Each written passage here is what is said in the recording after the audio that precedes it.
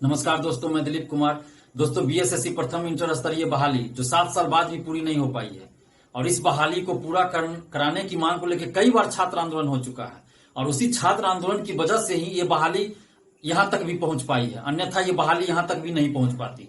और 23 सितंबर को जो छात्र महाआंदोलन हुआ था, तो उस आंदोलन के दबाव में आकर आंदोलन से पहले ही बीएसएससी ने एक नोटिस जारी किया था जिसमें यह कहा गया था कि नवंबर प्रथम सप्ताह में काउंसलिंग शुरू होगी और साथ ही 1218 नए अभ्यर्थियों का पीटी में रिजल्ट दिया गया था फिर से, और उन लोगों का 18 अक्टूबर को मुख्य परीक्षा और टाइपिंग फिजिकल लेते हुए यानी कि अक्टूबर में सारी प्रक्रियाएं संपन्न कराने की बात थी। लेकिन 18 अक्टूबर को मुख्य परीक्षा लेने के बाद बीएसएससी जैसे लगता है कि सो गई है और 18 अक्टूबर को जो मुख्य परीक्षा हुई है उसमें 900 से कुछ कम अभ्यर्थी ही परीक्षा में शामिल हुए हैं और इतने कम लोगों का कॉपी चेक करना, ओएमआर सीट चेक करना कोई बड़ी बात नहीं है। एक दिन में रिजल्ट दिया जा सकता है। मेडिकल इंजीनियरिंग में 10 लाख, 12 लाख, 15 लाख स्टूडेंट्स रहते हैं और 15 दिन, 16 दिन में रिजल्ट आ जाता है। तो क्या बीएसएससी ये 900 अभ्यर्थियों का रिजल्ट एक दिन में नहीं दे सकती है? बिल्कुल दे सकती है, लेकिन 4 दिन होने वाला है और उसके बाद भी बीएसएससी इस मामले में कुछ नहीं कर रही है। इसे लगता है सो गई है। फिर मेंस का रिजल्ट देना है, फिर टाइपिंग फिजिकल लेना है, फिर रैंक लिस्ट जारी करना है, उसके बाद ही काउंसलिंग शुरू हो पाएगी। तो बीएसएससी को हर हाल में ये सब प्रक्रिया जल्द शुरू करनी पड़ेगी और ये जो फिर से मुख्य परीक्षा आयोजित हुई है उनका रिजल्ट देना पड़ेगा।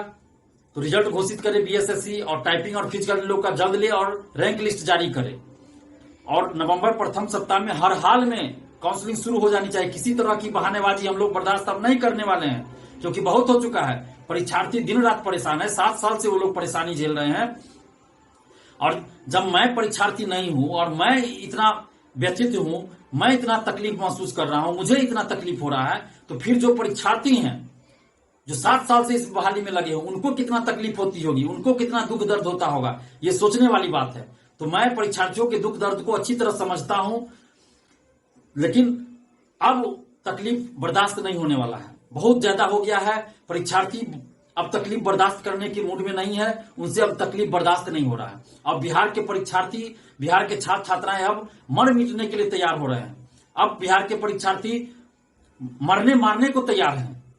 अब इतने आक्रोशित हो चुके हैं बिहार के छात्र कि अब किसी के रोके नहीं रुकने वाले हैं। अब मैं भी इन लोगों को नहीं रोकूंगा, क्योंकि मुझे भी अब बहुत गुस्सा आ रहा है और मुझे भी बहुत तकलीफ हो रही है कि बार बार जो है बिहार सरकार और बीएसएससी बिहार के छात्रों के साथ अन्याय और शोषण कर रही है। 7 साल बाद भी बहाली पूरी नहीं हो रही है और बार बार जो है छात्रों के साथ जो है अन्याय और शोषण कर रही है, छात्रों को गुमराह कर रही है। तो ये कब तक झेलते रहेंगे बिहार के परीक्षार्थी? अब बर्दाश्त नहीं होता है, अब बहुत हो चुका है, अब बिल्कुल भी बर्दाश्त नहीं होगा। परीक्षार्थी को जो मन होगा वो करेंगे, अब हम भी नहीं रोकेंगे।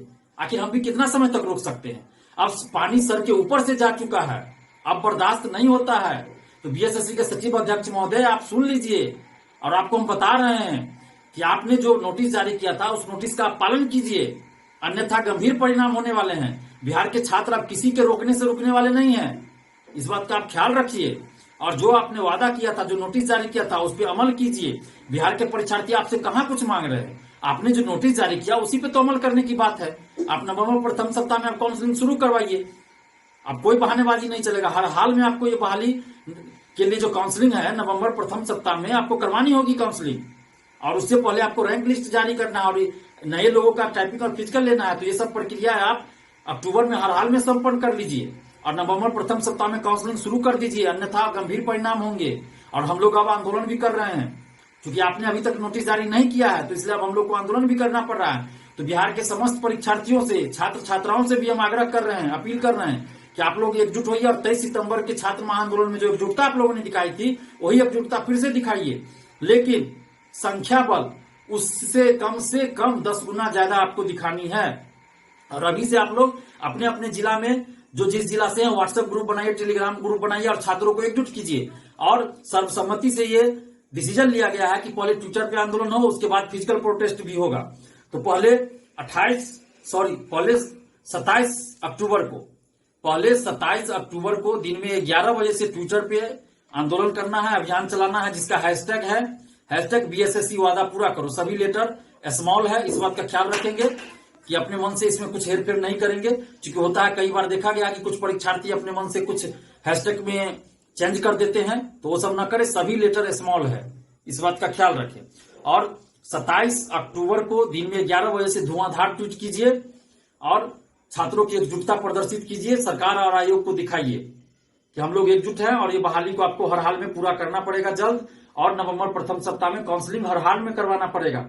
और उसके बाद 1 से 3 नवंबर के बीच फिर हम लोग आंदोलन भी करेंगे, अनशन भी करेंगे।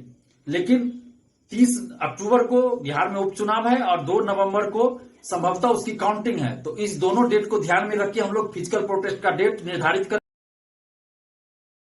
The lowest prices you will ever pay for shirts, t-shirts, jeans and footwear. Shop for men's fashion starting at rupees 199 only on the Meesho app. Meesho, download now.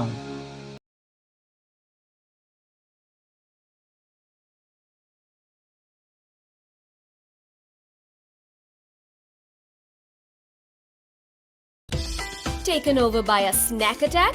We've got you covered. Snack on delicious bites from the best restaurants